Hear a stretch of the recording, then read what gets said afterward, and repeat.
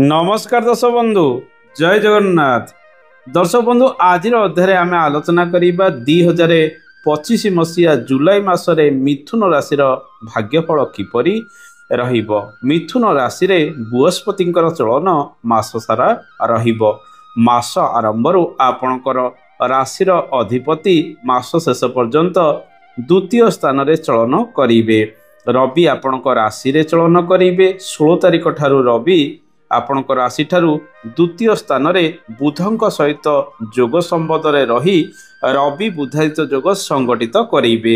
आपणक राशि द्वादश स्थान रे शुक्रंकर चलन 16 राशि रे 25 तारिख पर्यंत रहिबो। शनि आपणक राशि ठारू दशम स्थान रे चलन करिवे मीन राशि रे एवं 13 तारिख ठारू शनि मार्गिरु बकरी मध्य होइजिबे। राहुंकर चलन मास सारा आपणकर नवम स्थान रे रहिबो। केतुंकर चलन मास सारा आपणकर तृतीय स्थान रे रहिबो।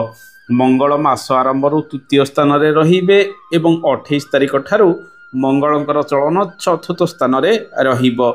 ए मासरे मिथुन राशि व्यक्ति माने किछि दिगरे उन्नति प्रगति मध्य करि पारंती, किंतु कर्म क्षेत्र रे अधिक परिश्रम से माने करिवार संभावना रहिछि। शनि बकरी होइजिबे 13 तारिख परठारु, जहा फल रे कामर चाप अधिक रहिबो। पुरातन कार्य गुड़िक अधिक त्वरान्वित हबार संभावना रहिछि बा जो अधा अधूरा कार्य गुड़िक पूर्वर अटकी पड़ता से सब कार्य गुड़िक करने आपणकर इच्छा आग्रह मध्य आगको बढ़िबो। ए मासरे आपणक पाखक भल रोजगार आसीबार संभावना रहिछि।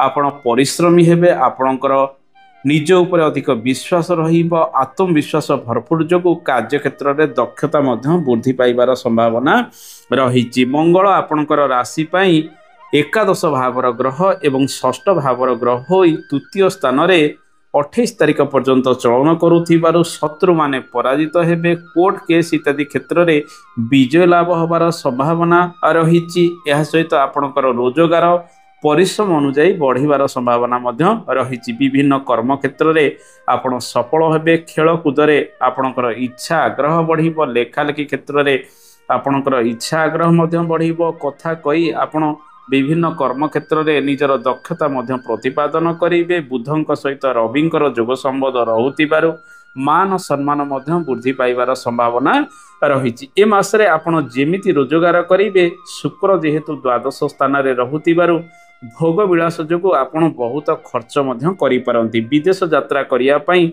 मासटी अनुकूल रहिबो। 25 तारिख पर्यंत एही समय आपण दूर स्थान को यात्रा करेंगे। विभिन्न कार्य गुड़िक संपादित मध्य करि पारंती। आपणकर संतान मानक पिछरे अनेक खर्च मध्य करिवार संभावना ए मासरे रहिछि। नवविवाहित दंपति मानक पई ए शुक्र अनेक शुभ फल गुड़िक प्रदान करिवो। शुक्र द्वादश रे थिले यात्रा सुख अधिक मिली थाए एवं विभिन्न किणाकिणी क्षेत्र में आपण मध्य सफल होइतांती। दर्शक बंधु ए मासरे शेयर मार्केटिंग क्षेत्र में किछि लाभ मध्य आपण पाइबे। रविंकर अवस्थान आपणकर राशि ठारू द्वितीय स्थान रे रहुथिबारु धन संचय को टिके 16 तारिख परठारु अधिक गुरुत्व दियंतु। घरोई खर्च टिके बढ़िबार संभावना मध्य ए मासरे रहिछि। आपणकर कर्म भावर ग्रह बृहस्पति अटंती। से आपणकर राशि रे मास सारा चलन करिवे। किछि दिन पर्यंत अस्त होई से चलन करुथिबारु कार्यर चाप अधिक रहिबो। नूतन कार्यभार नबा जोगु मानसिक दुश्चिंतार बेले बेले आपण मध्य रहि पारंती। एही समय सरकारी कार्य क्षेत्र में धीरे धीरे सुजोग मिलिबार संभावना रहिछि।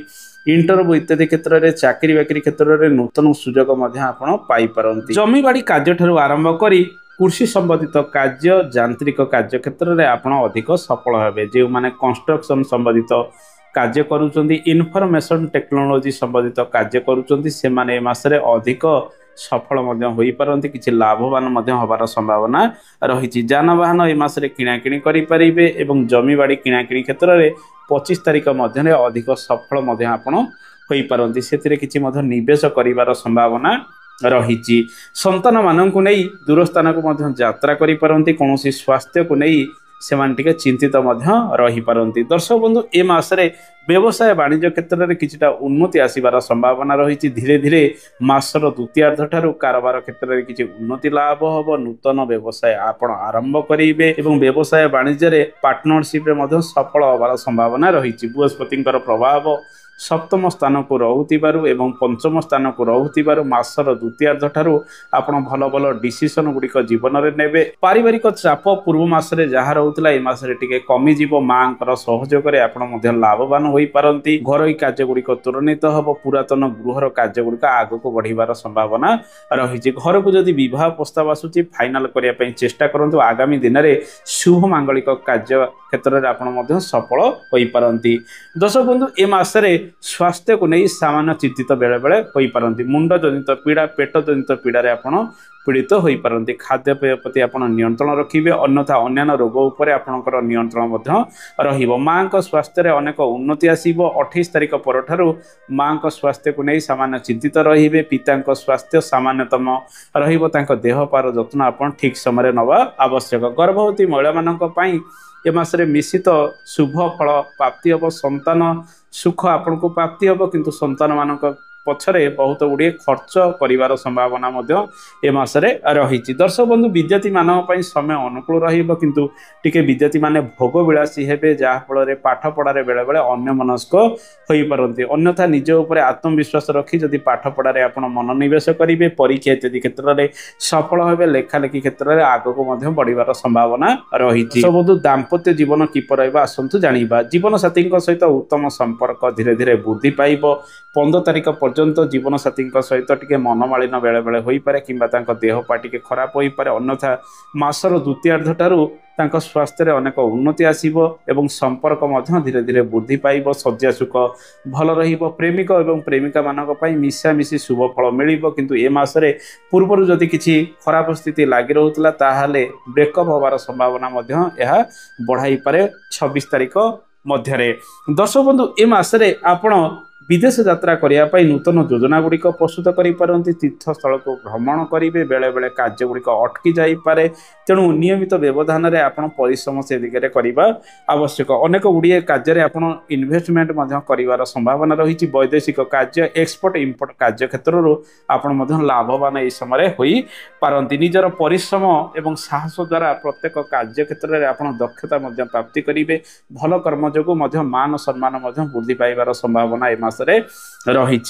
दर्शक बंधु आसंतु जानिबा ए मासरे केउं केउं प्रतिकार करिवे मिथुन राशि व्यक्ति माने। जेहेतु ए समय राहुंकर चलन अशुभ रहुछि रवि किछि दिन पर्यंत अशुभ रहिबे। प्रत्येक दिन सूर्य नमस्कार करंतु। आदित्य हृदय सूतम पाठ करंतु। ओम गं गणपताय नम ए मंत्र को जप करंतु। हळदी मिश्रित किंबा केसर मिश्रित क्षीर प्रत्येक गुरुवार दिन महादेव पाखे अर्पण करंतु। अशुभत्व दूरीकरण हम। पाचिला कदली गोमाता को प्रत्येक गुरुवार दिन खाइबाकू दियंतु। प्रत्येक शनिवार दिन महादेव पाखे बेलपत्र अर्पण करंतु एवं मृत्युंजय मंत्र रे आपण जलाभिषेक इत्यादि करंतु। अशुभत्व दूरीकरण हम। कुकुर को नियमित भाव में रुटी खाइबाकू दियंतु। दर्शक बंधु ए तो थिला मिथुन राशि फलाफल। आशा करे कार्यक्रमटी आपको भल लगी। कार्यक्रम संपर्क में मतामत देवे। आगामी अध्याय आपन सहित देखा हबो। से पर्यंत आमे विदाय नौचे। नमस्कार। जय जगन्नाथ। धन्यवाद।